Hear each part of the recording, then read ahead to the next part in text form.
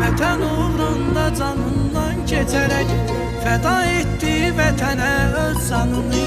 Şəhidlik zirvəsinə qalxdı oğul, son nəfəsinə can qırdı düşmanını. İnşallah azad edib torpağı biz, şəhidlərin ruhunu şad edərik. Qələbə bizimlədir Qarabağa can, qıra qıra düşmanı sözsüz gedərik.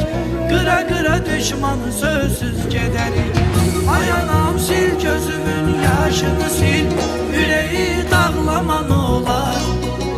Şəhidin qanı yerdə qalmayacaq, bu qədər ağlaman olar.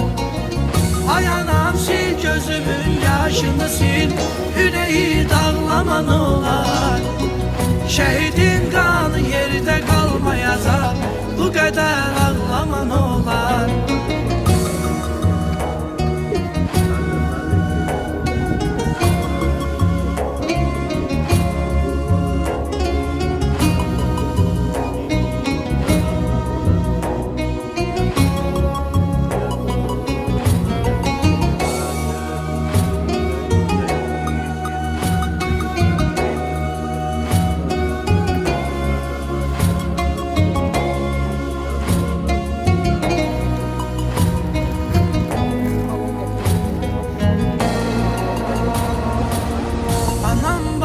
Başını tut yuxarı, o vətənpərvər oğul ürəkdədir. Yaşayıb yaşayacaq şəhidlik adı, o hünərli ər oğul ürəkdədir.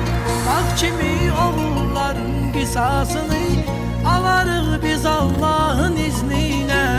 Onlara qalxan əli hər birini qırarıq biz Allahın izniyle. Qırarıq biz Allahın izniyle. Ay anam sil gözümün yaşını sil, ürəyi dağlaman olar. Şəhidin qanı yerdə qalmayacaq, bu qədər ağlaman olar.